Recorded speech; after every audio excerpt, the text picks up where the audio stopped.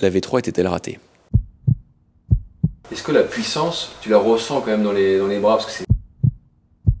Qu'est-ce qui t'a fait revoir un petit peu la copie là-dessus? Et qu'est-ce qu'il y a d'autre comme évolution sur cette CWC? Toi aussi, la nouvelle gamme de Wing F1 t'interpelle avec les 3 ou 4 modèles qui arrivent cette année.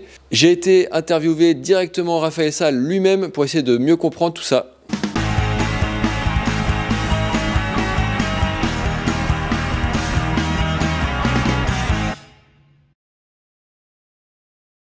Salut les copains et les copines, bienvenue sur la Water Sport Zone pour cette nouvelle vidéo. Aujourd'hui, on va parler de Wing avec Raphaël Sall. Merci Raph de me recevoir et bonjour. Bonjour Erwan, bonjour à tous. Donc j'ai trouvé pas mal de questions tout seul, mais j'avais aussi demandé sur Instagram les questions qui vous interpellaient par rapport au Wing. Donc bougez pas, certaines vous allez les retrouver dans mes questions, mais à la fin de la vidéo, j'ai sélectionné 3 questions vraiment spécifiques qui viennent de vous et dont vous aurez les réponses avec Raph lui-même. Pour commencer, en fait, on va peut-être parler du coup de la nouvelle gamme avec le nouveau modèle, de comment en fait tu as pensé cette nouvelle gamme avec donc la Origin, on va dire son nom en plus. Et puis la Strike et la Swing qui continuent leur vie pour 2024. Ouais, faut pas oublier une chose, c'est qu'on est au début du sport encore. Hein.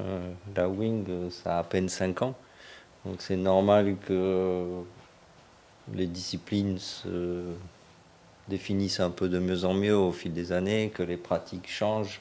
Il y a un facteur très important qu'il faut comprendre aussi, c'est qu'entre nos meilleurs riders internationaux ou même locaux sur chaque spot et un débutant, l'écart il se creuse par rapport à la première année où tout le monde était un peu débutant. Maintenant, on a des super pros dans chaque sport et toujours des débutants qui arrivent.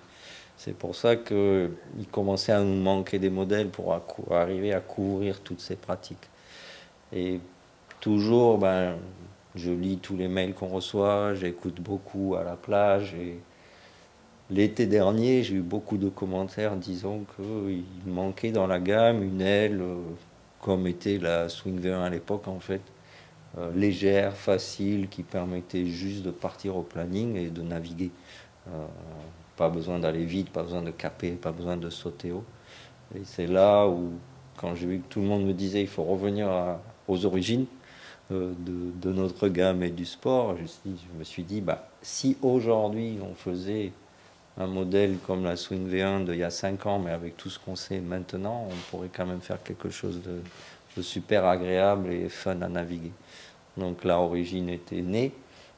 C'était juillet-août l'an dernier, donc moi j'ai commencé à faire des protos en septembre et il fallait qu'elles soient prêtes en décembre. Donc ça a été un petit peu le challenge de la fin d'année dernière, c'était arriver à finir les 4 modèles quand on compte Origin, Swing et Strike et CVC. Avant Noël, c'était un petit peu chaud, surtout que 2 modèles Swing et Strike c'était facile à caler, mais quand on en a 3, la Origin, elle s'est calée assez bien dans son monde, et la Strike aussi, et il fallait après mettre la Swing entre les deux, sans que ce soit une Origin ou une autre Strike. Donc c'était quand même beaucoup d'allers-retours de proto, de tests, pour arriver à définir les trois gammes en fait. Et du coup, sur ces 3 gammes, parce que c'est vrai que déjà l'année dernière, on va dire quand même Strike et Swing, elles avaient leur identité quand même assez propre, mais il y a quand même aussi un peu de recoupement. Et donc on a bien compris que la Origin, elle est donc quand même plus orientée débutant, navigation simple, démarrer, voler. Pour la Swing et la Strike, c'est quoi la cible? Alors on a très vite identifié que ce soit en wing ou dans tous les sports, la grosse différence entre un débutant et un très bon rider, c'est sa vitesse. Donc si on fait abstraction de tout le reste, la Origin sera l'aile avec laquelle on va aller le plus lentement. Parce qu'un freerider ou quelqu'un qui débute dans le sport, il veut décoller, mais souvent il a une planche assez grosse, un foil assez gros qui va de toute façon pas accélérer. Donc si on lui fournit une aile qui va à la vitesse adaptée à son niveau et à son matériel, c'est quand même la situation idéale. C'est vrai que quand je navigue en Origin, C'est génial pour partir au planning, mais après, je ne peux pas accélérer. Et ça, c'est compliqué de dire à Robert Graham, notre designer, je veux décoller, mais après, je ne veux plus avancer. C'est quand même des sensations difficiles à traduire dans la forme et dans le tissu. Si on prend l'autre extrême, la strike, ça va être l'aile qui, elle, adore aller vite.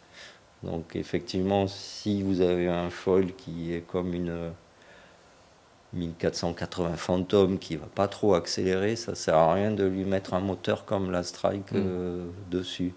Donc la strike, elle va s'adresser à des gens qui ont des foils plus rapides, moins de 1000 cm², ou des foils comme des 7.6 qui ont quand même pas mal de glisse. Donc strike, on peut aller très vite, on accélère, et quand on navigue avec la strike, on a l'impression qu'on est au surf tellement ça part et ça glisse. Moi je dis toujours, on dirait que la mer elle est en pente en permanence parce que ça tire en avant et ça accélère et ça accélère. Donc il faut aimer ça. Tout le monde n'est pas obligé d'aimer ça et de naviguer avec ça. Il y a des gens qui n'ont pas beaucoup de niveau mais qui ont besoin des sensations de vitesse. Il y a des gens qui ont du niveau et qui aiment naviguer pépère lentement. Mais au moins, dans les deux extrêmes de vitesse, c'est Origin et Strike. Et la swing, elle va être entre les deux.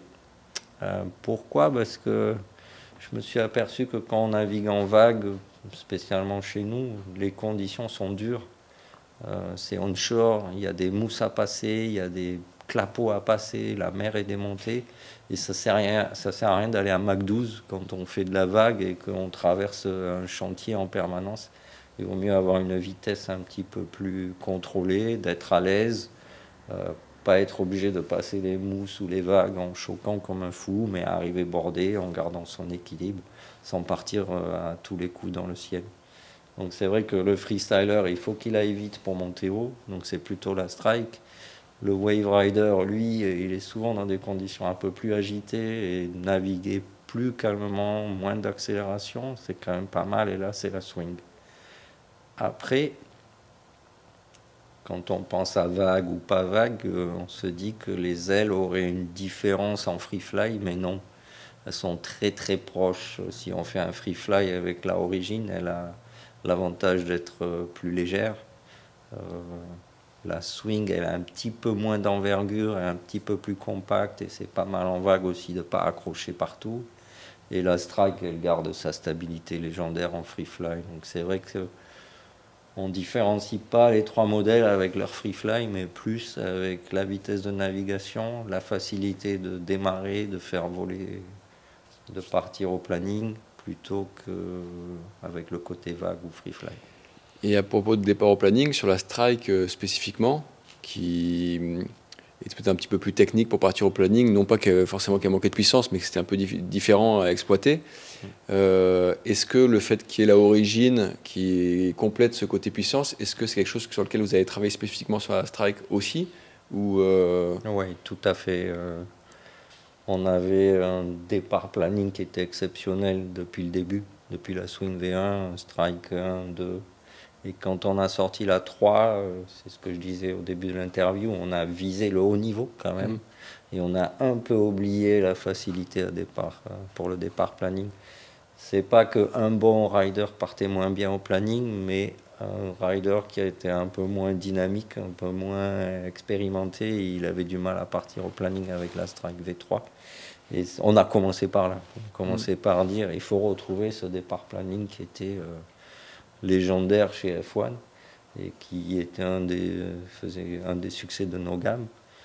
C'était un peu douloureux parce qu'on parlait l'an dernier, on m'a parlé que de ce départ planning. Donc, je suis allé tester les ailes des autres marques parce qu'on m'a dit ça part plus au planning. Donc, j'ai testé le départ planning de certaines autres marques et je me suis aperçu qu'ils étaient pires que nous. Et là, je me suis dit, mais il est bon notre départ planning. Et tout le monde m'a dit, mais Raph, il est moins bon qu'avant, donc débrouille-toi, il faut qu'il se revienne bon. Donc, on a travaillé dessus et c'était pas mal parce que d'avoir ce petit point faible nous a obligés de le travailler et on a découvert des choses qui font que maintenant, bon, la meilleure c'est la Origin, c'est sûr, mais la Strike est pas loin. Et je m'aperçois que j'ai presque plus besoin de pomper maintenant, alors qu'avant, il fallait vraiment secouer les ailes pour arriver à décoller.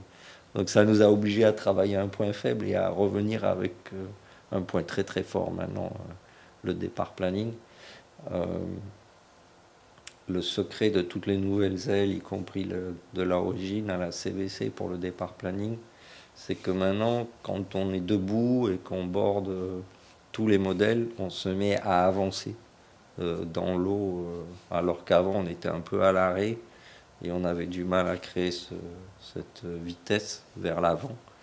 Et si l'aile vous tracte vers l'avant, c'est déjà gagné parce que la planche commence à porter, on commence à avoir un petit peu de vent apparent et même 5 nœuds, des fois c'est beaucoup. Vous savez, des fois on pompe et la voile elle reste collée à vous et il faut la repousser. Ça c'est quand on pompe et qu'on n'avance pas. Si on pompe et que de suite ça envoie la planche vers l'avant, on crée de la vitesse, on crée du vent apparent. Et le second coup de pumping, il a déjà 5 nœuds de vent en plus. Donc on n'a pas cet effet, j'ai plus rien et j'ai la voile plaquée à moi ou je tombe en arrière. Donc je m'aperçois tous les jours quand je navigue que je pompe presque plus avec même la Strike V4 et tous les autres modèles. C'est presque plus besoin de les secouer tellement ça part bien. Et est-ce que malgré cette traction dans le sens du déplacement, est-ce que la puissance, tu la ressens quand même dans les bras? Parce que oui. Tu sais, il y a un peu cette différence entre l'histoire que la wing est tracte dans le sens du déplacement, qui est quelque chose d'efficace, c'est prouvé, mais la sensation des fois qu'on peut avoir de ne pas avoir de, entre guillemets, main arrière, et qui peut être perturbant pour certains. C'est quoi l'histoire sur les V4? Les V4 et l'origine qui est une V1, le secret c'est que tu avances, donc tu as ces 4-5 nœuds de vent en plus, et c'est eux qui te donnent de l'appui, parce qu'aucune aile va te donner de l'appui si tu pompes et que tu es à l'arrêt. Si par exemple tu pompes sur le sable et que tu avances pas, tu vois que tu pompes une fois, 2 fois, mais après l'aile elle s'étouffe, tu as secoué de l'air, mais tu n'as pas vraiment créé de la vitesse. Donc c'est un petit secret qu'il y a dans nos ailes cette année, c'est ça, c'est de faire avancer la planche tout de suite. Presque même une fois debout, la origine, sans trop avoir à pomper, tu sens que tu avances déjà plus que ce que tu pouvais faire avec les autres modèles. Alors, on va aller plus loin dans le design et tout ça dans les questions suivantes, mais avant il y a un autre truc qui est hyper important cette année, donc on a parlé de la origine, mais c'est les systèmes de poignées. Oui. Puisque du coup, en gros, après avoir défendu quelque part bec et ongle les poignées souples d'origine et super légères qui ont participé aussi au succès des Wing F1, cette année, d'autres systèmes de poignées arrivent en option, voilà, enfin, en tout cas les poignées sont modulables. Qu'est-ce qui t'a fait revoir un petit peu la copie là-dessus, ou changer d'avis, ou enfin évoluer? Ouais, on a eu beaucoup de demandes. Des gens qui étaient habitués aux poignées rigides et qui ne voulaient pas changer. Donc on ne peut pas forcer chacun à changer ses habitudes. Et je trouve que c'est pas mal de dire on a le choix. Parce qu'il y a aussi le wishbone qui commence à revenir très fort, je dirais, puisque les freestylers en ont besoin pour pouvoir passer des figures à une seule main. On voit que même en wave riding, ils continuent à utiliser le wishbone. Donc c'était important d'offrir le choix à tous et que chacun fasse un peu suivant ses envies. Le fait qu'elle soit amovible et interchangeable, c'est marrant parce que maintenant on commence à faire des combinaisons. Des fois je mets la poignée rigide à l'avant parce que c'est avec la poignée avant qu'on a dans des transitions à certains moments besoin de diriger un petit peu mieux sa wing. Mais je garde la poignée sangle velcro à l'arrière pour le gain de poids, parce qu'il ne faut pas oublier qu'on avait refusé un peu les poignées rigides à cause du poids, mais là de la mettre que à l'avant, pas à l'arrière, ou de mettre les deux pour ceux qui veulent, ou pouvoir mettre un wish, ça montre un peu le potentiel de chaque option, c'est pas mal. Et globalement sur le marché, on va dire que je pense que les poignées rigides se sont un peu on va dire généralisées. Finalement, il n'y a plus beaucoup de marques qui restent sur des poignées souples. Et pourquoi tu as choisi de mettre de série les poignées souples et les rigides en option et pas l'inverse?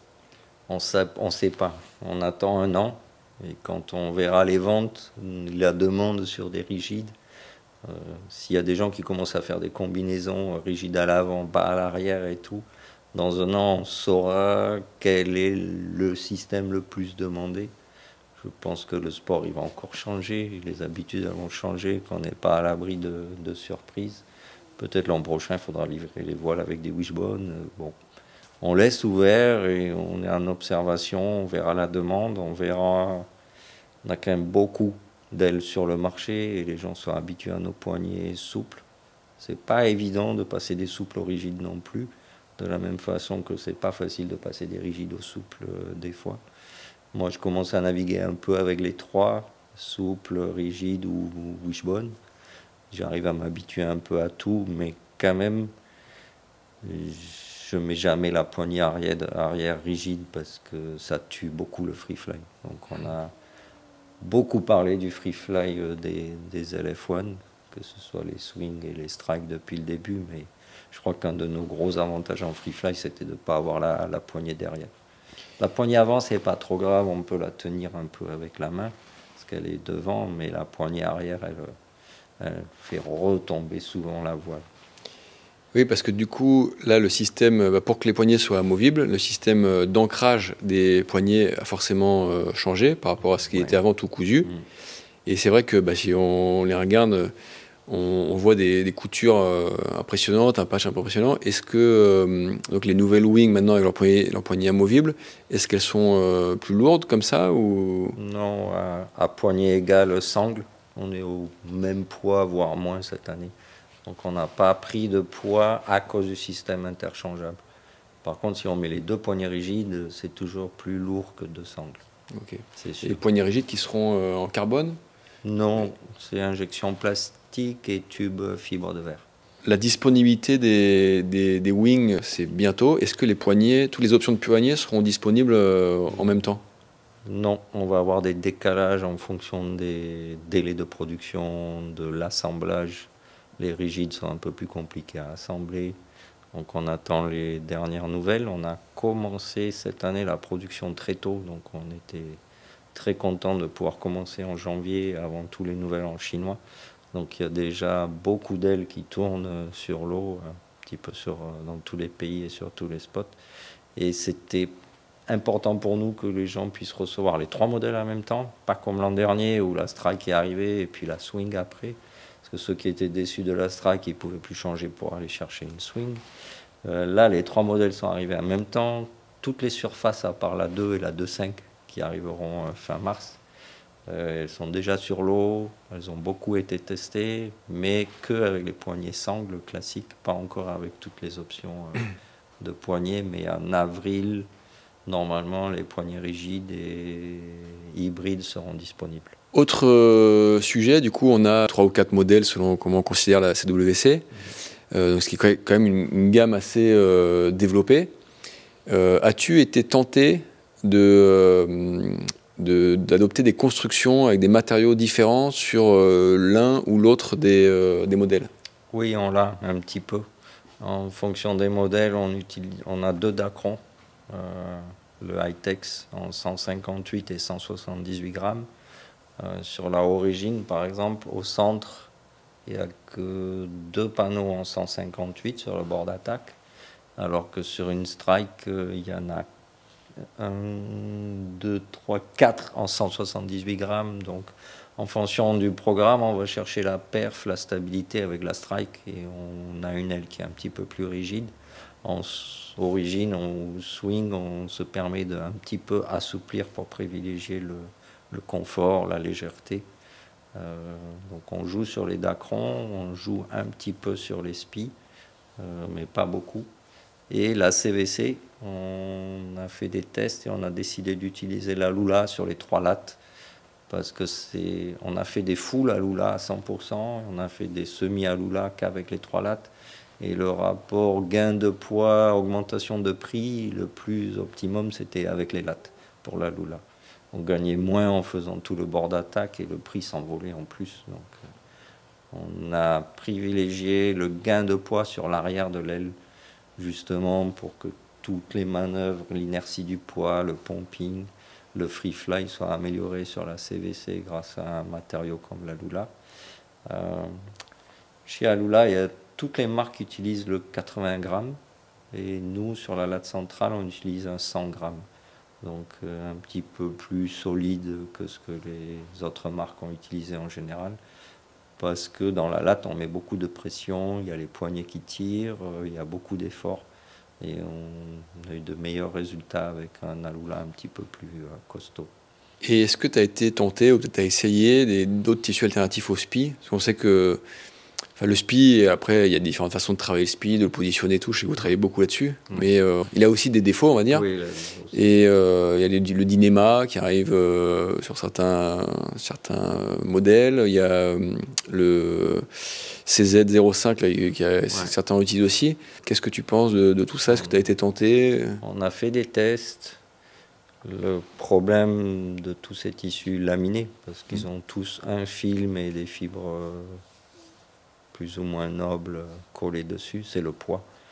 Un SPI classique, c'est 50 grammes, mais tous les laminés, ils sont plutôt vers les 70 ou 80 grammes. Et c'est dur de trouver des tissus laminés et légers. Et quand ils les font très légers, ils deviennent très fragiles en plus. Donc c'est pas évident aujourd'hui, on n'a pas beaucoup de choix si on veut rester dans des tissus légers. J'ai rien trouvé. Il y a un Alula qui est à 48 grammes, mais on est en train de tester la durabilité aussi. Mais il y a les prix qui s'envolent aussi. C'est qu'on essaie quand même de rester dans des gammes de prix raisonnables et de pas exploser et dépasser les 2000 € avec des matériaux très, très chers. On n'y arrive pas encore.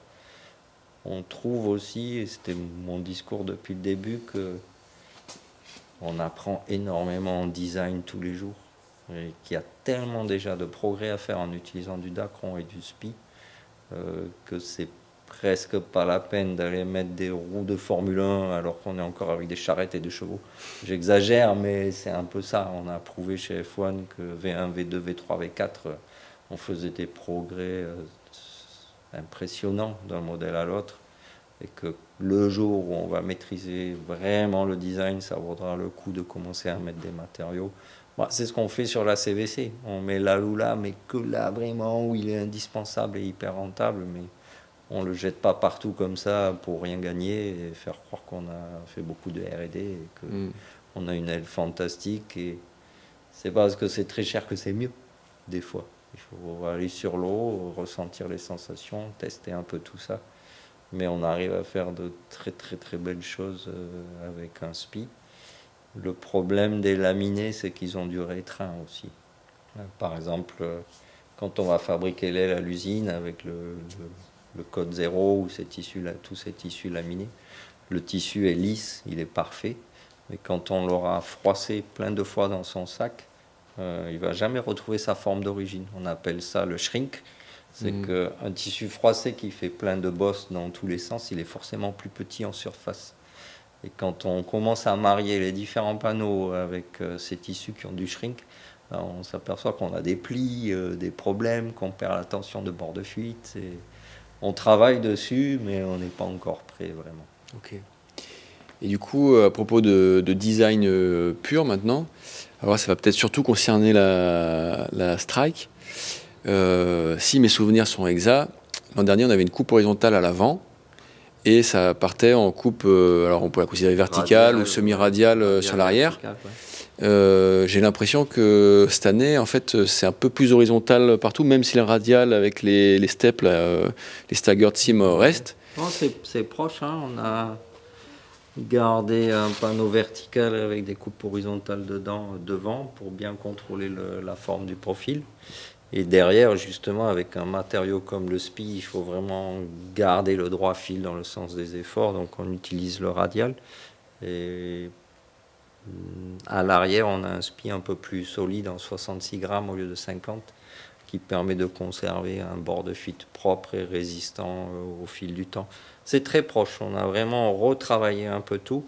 À l'œil, la plus grosse différence cette année, c'est qu'on a une latte droite. Ouais, avant, on avait la latte qui descendait, qui remontait et qui repartait en arrière. On s'est aperçu que c'était pas évident de contrôler vraiment la flexion et la torsion de la latte quand elle faisait des aides un petit peu dans tous les sens, parce qu'on commençait à avoir des droits fils de tissu qui n'étaient pas placés idéalement. On a fait des lattes droites, on s'est aperçu que ça glissait bien, que ça avait moins de traînée aussi, et que c'était un petit peu plus propre à la fin.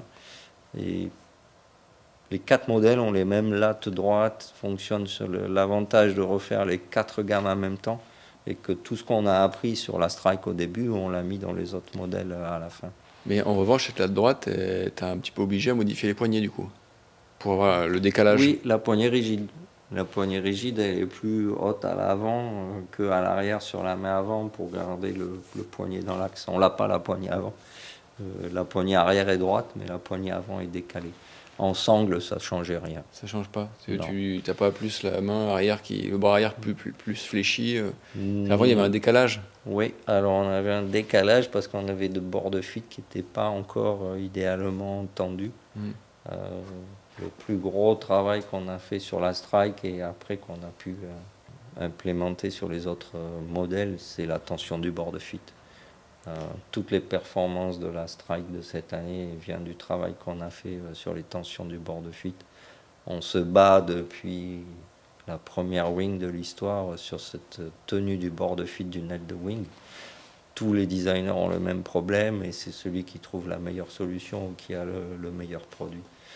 Et quand on navigue avec une Strike V4, ça remue un peu le cerveau parce qu'on rentre dans un tout nouveau monde où dans la plage basse avec la Strike V4, on a des perfs incroyables et on part quasiment face au vent par rapport à une V3 qui déjà était pas mal. Mais surtout, ça tire pas en travers et ça tire pas dans les bras, ça tire en avant. Donc on peut quasiment, dans la plage basse à moyenne, naviguer sans forcer, avec des perfs incroyables. Et ça, c'est grâce à la nouvelle tension du bord de fuite. Quand le vent force, elle continue à tirer en avant, et pas, on se sent jamais vraiment surtoilé, on n'a pas l'impression de forcer. C'est la V4 en Strike, c'est une machine impressionnante. Il faut l'essayer pour le vivre et le comprendre. Mais dès les premiers clients ou riders qui les ont eus, ils ont vraiment été impressionnés par les progrès. Alors qu'en look, on a les mêmes matériaux que l'an dernier, la même coupe, on a changé un petit peu la latte, mais il y a tellement d'autres choses sur lesquelles on a travaillé. Pour une Strike V4, c'est 35 protos de la 5 mètres avant de commencer les autres surfaces. Donc on a fait 35 itérations, 35 tests avec des tests de matériaux, des tests de design. Et il faut vraiment aller l'essayer parce que c'est une sacrée machine. Une Strike V4 avec son départ planning qui est presque mieux que ce qu'on avait avant en V1 ou V2 parce qu'il y a cette poussée vers l'avant qui fait qu'on décolle et qu'on pompe beaucoup plus facilement. Et ces perfs au près, de glisse, de confort, c'est un bon outil. Bon outil. Et l'an dernier, une des innovations, c'était le load diffuseur. Ouais. Et qui était quand même mis en avant, un peu comme une révolution.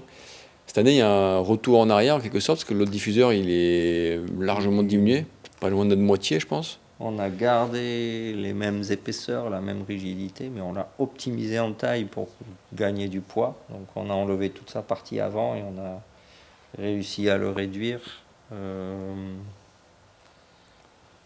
Oui, c'est le même sur tous les modèles. C'est bien, on gagne du poids à l'arrière, de pouvoir le réduire, c'était un bon travail. Et c'est quoi le secret alors qui a permis de le réduire et de travailler sur cette chute On a retravaillé le radial autour du load diffuseur. Le infill a reculé parce que la latte est droite et elle ne monte plus sous le canopy. Donc on a réussi à mieux contrôler tout et moins se servir du load diffuseur pour arriver à contrôler les plis et les tensions.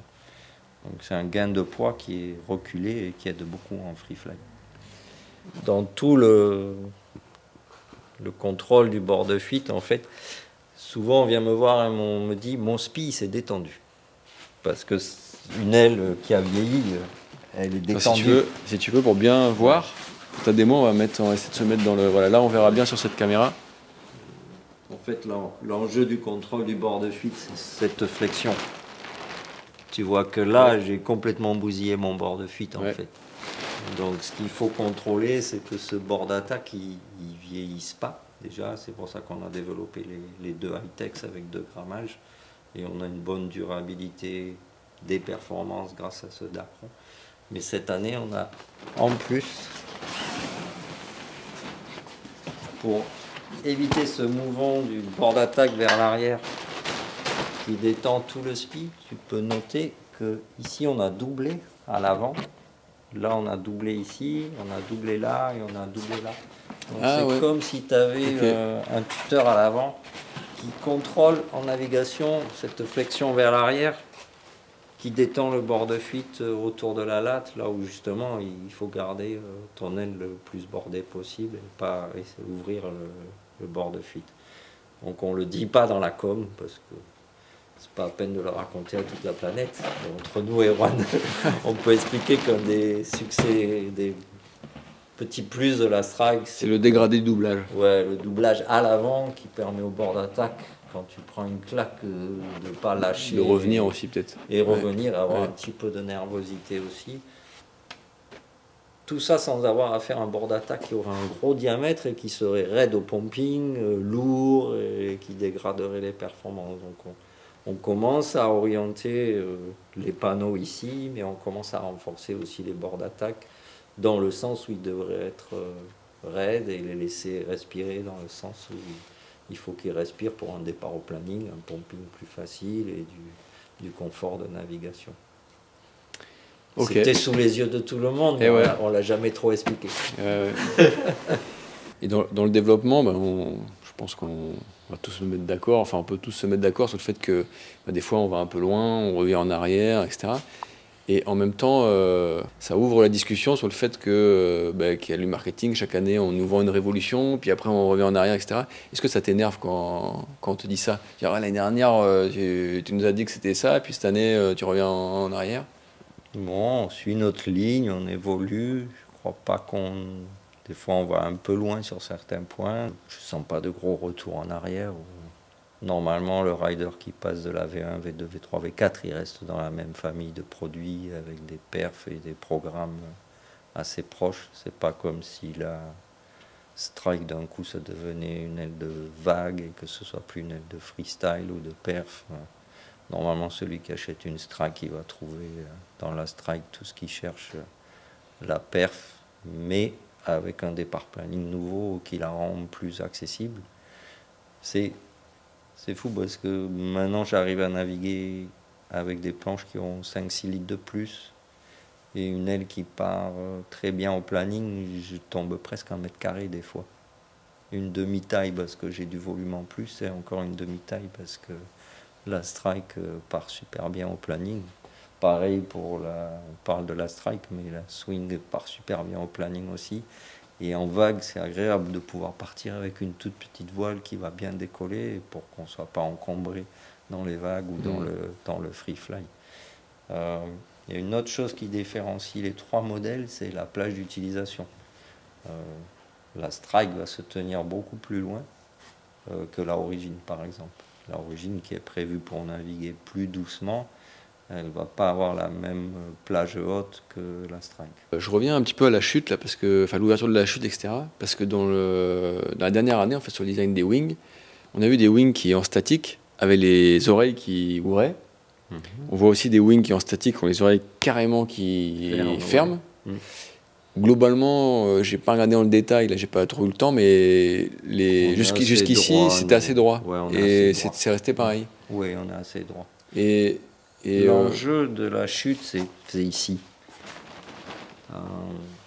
En fait, si tu as ton bord de fuite qui ouvre, qui est détendu, c'est comme si tu choquais. Donc tu perds de l'angle d'incidence, donc tu perds de la puissance parce que ta voile, elle a ouvert et elle a choqué du bas. Quand elle ouvre en haut, comme une voile de windsurf que tu connais bien, on sait que c'est bon pour la perf. Mais au-dessus du wishbone, si tu commences à ouvrir là, c'est comme si tu avais choqué. Donc ce que fait le rider, lui, il sent que ça a choqué, il borde. Et pour border le bord de fuite ici, il doit surborder la latte. Ouais. Et c'est là où tu crées un aérofrein, tu commences à décrocher. C'est là où tu dois rechoquer, abattre un petit peu pour retrouver l'écoulement laminaire. Et tu t'aperçois qu'au près, tu fais que ça. Tu bordes trop parce que tu as envie de border ta voile, ça t'arrête, tu es obligé d'abattre et tu fais des zigzags. Et c'est là où la Strike V4, elle part tout droit parce qu'elle a une bonne tenue de la chute dans cette zone au-dessus de la latte centrale, qu'on peut dire aussi wishbone, en référence à la planche. Ok, maintenant je voudrais qu'on parle un peu, si ça ne te dérange pas, de la CWC. Oui. Donc on a vu, enfin tu nous en as parlé, qu'il y a de la Lula qui arrive sur les lattes et sur la latte centrale.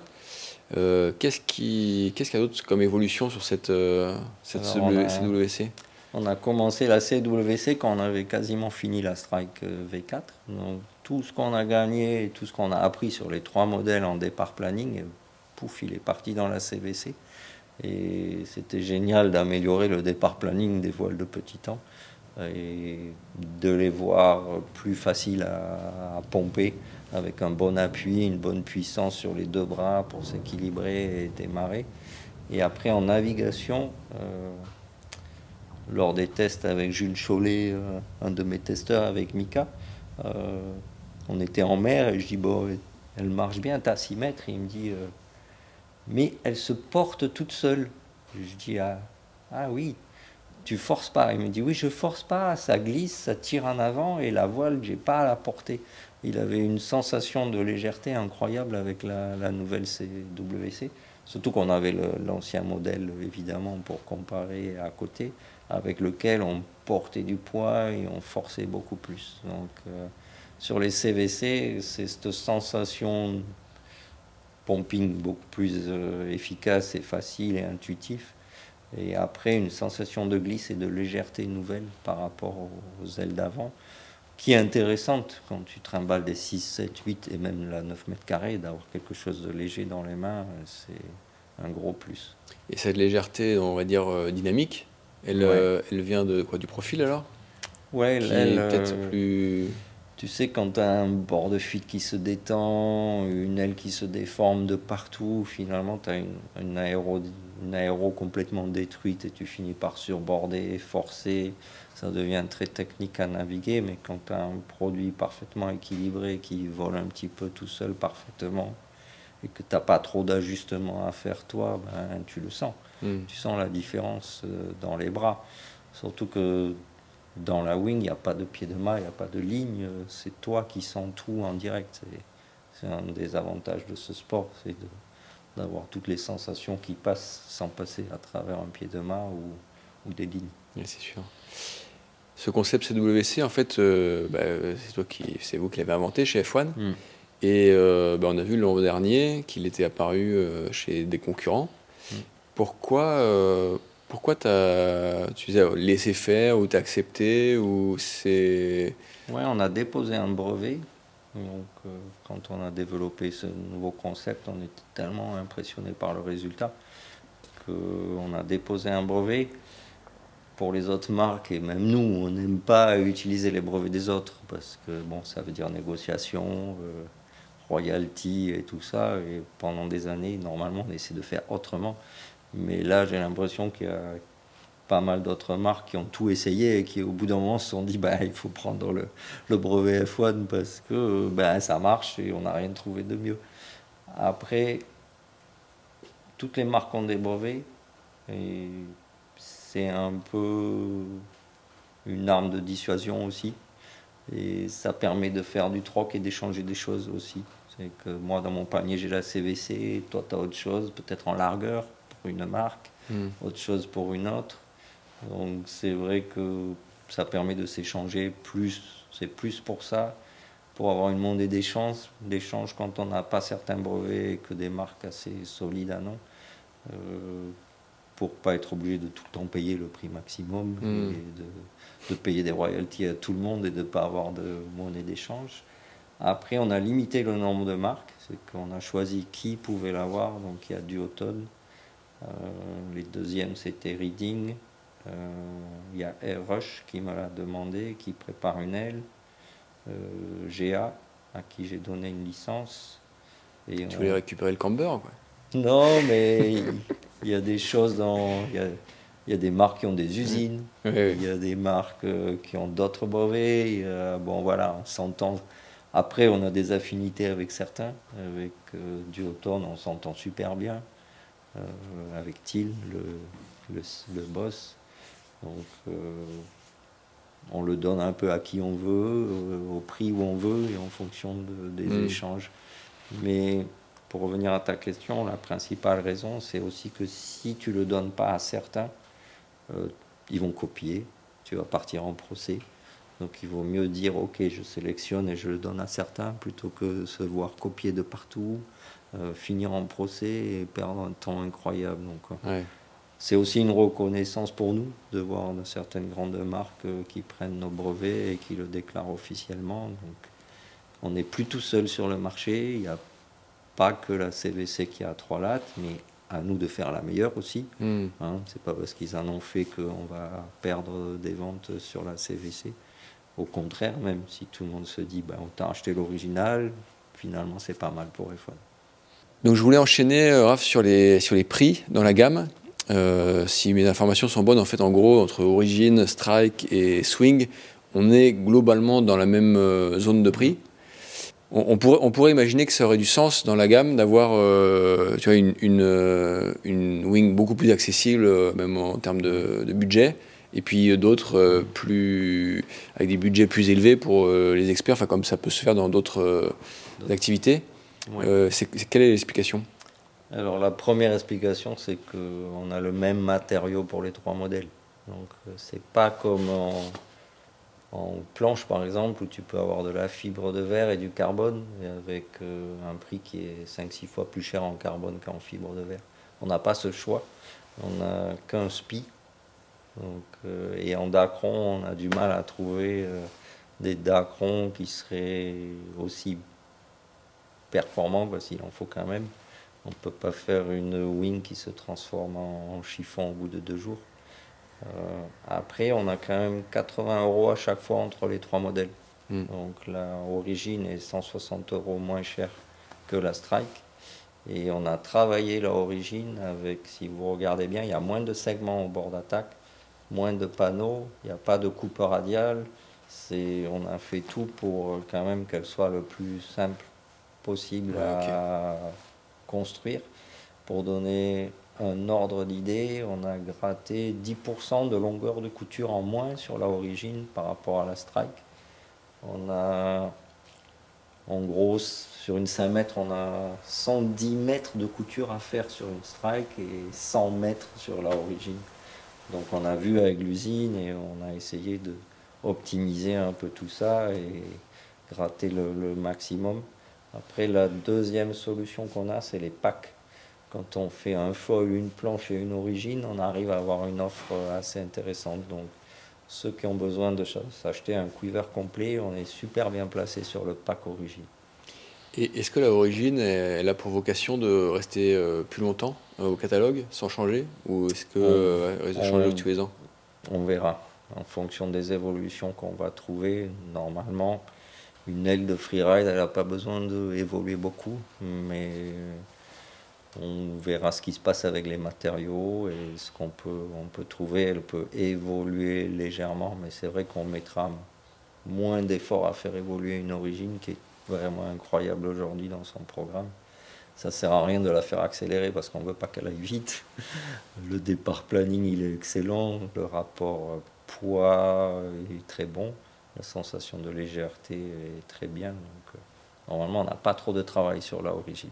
Ok, donc je vais enchaîner sur les questions de la communauté que vous avez posées sur Instagram. J'en ai sélectionné 3. Alors, la première, c'est Anti-Subjectif sur Instagram qui l'a posée. Donc, pour un rider qui n'a jamais pu passer à autre chose que la Strike V1, parce qu'il l'adorait, quelle serait la recommandation de choix dans la gamme 2024, notamment sur les critères de simplicité, légèreté, capacité à encaisser les rafales et surtout la finesse des poignets?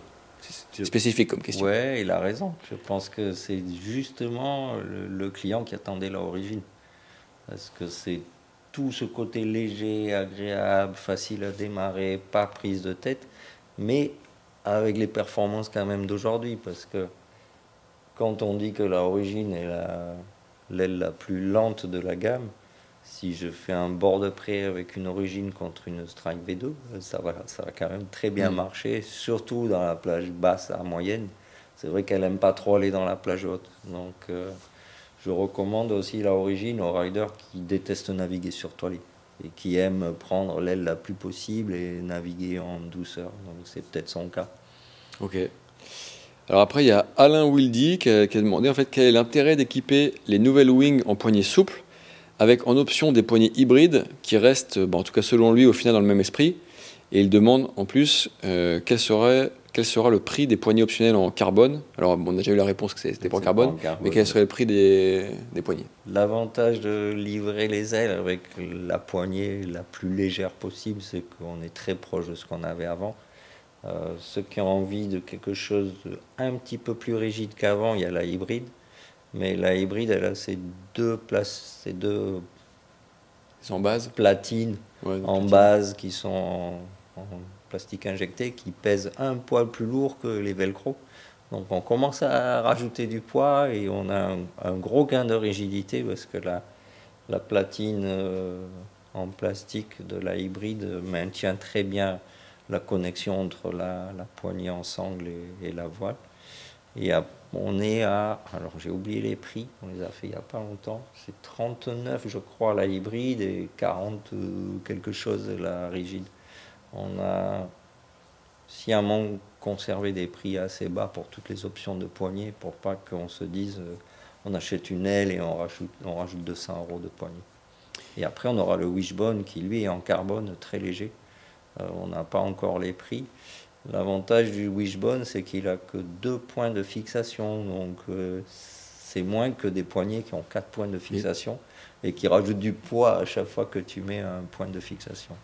Donc la navigation en Wish, j'étais surpris, c'est assez léger, on prend moins de poids presque avec les 2 poignées rigides. Et ça m'a mis une question en plus, les poignées, en fait, c'est vrai que tu parlais tout à l'heure de faire des combos. Mais en fait, on sera acheté à l'unité. C'est à l'unité. Ouais. Chacun peut dire je prends que l'avant. Ou... Ok. Allez, dernière question. Du coup, là, c'est Mathieu de Fresnel qui dit la Strike V3 était présentée comme révolutionnaire l'an dernier. Et cette année, la V4 est complètement revue. La V3 était-elle ratée? Non, je pense pas. On a eu cette critique de la part de certains sur le départ planning. Ça nous a permis de corriger, comme j'ai dit tout à l'heure, et de travailler ce point-là et de tout améliorer. Donc c'était pas mal.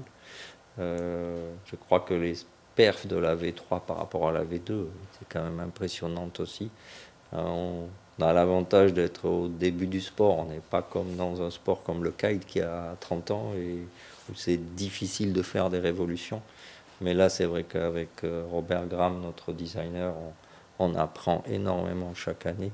On n'arrête pas, on fait énormément de protos. Pour sortir les 4 gammes, c'est plus de 100 protos. Et pour faire 100 protos, il faut plus de 100 jours de vent pour les tester. Donc, non, on avance bien, je suis content et je suis satisfait d'avancer sans avoir recours à des matériaux hyper chers aussi, parce que j'ai pas envie de voir tous mes pro-riders avec des ailes à 3000 € et de donner la sensation à tous nos clients qui ne pourront jamais s'acheter une bonne aile et qui sont obligés de s'acheter une pauvre aile en Dacron. Non, on est très fiers de faire des ailes en Dacron et en Spi qui sont toujours au top et qui performent. On est toujours champion du monde en freestyle avec Chris. On a des perfs très très bonnes partout. Donc on est content avec tout ça. Ben, merci beaucoup Raph pour toutes ces explications en détail. C'est toujours un plaisir. J'espère que vous avez aussi apprécié. N'hésitez pas à commenter. Je sais qu'un certain nombre d'entre vous ont déjà essayé les strikes, les swings et peut-être même la Origin en V4. Probablement pas la SWC encore parce qu'elle arrivera un peu plus tard. Ouais. Donc n'hésitez pas aussi à donner un peu votre avis là-dessus en commentaire. Moi je regarderai ça avec attention, mais je suis sûr aussi que chez F1 ils regarderont. N'oubliez pas de vous abonner pour voir les prochaines vidéos. Moi je vous donne rendez-vous samedi pour la prochaine vidéo. Et puis merci encore Raph et puis à bientôt. Avec plaisir. j'ai pas eu à dévoiler trop de secrets, donc tout va bien. J'ai foiré mon interview alors. Mais non, je peux pas tout dire.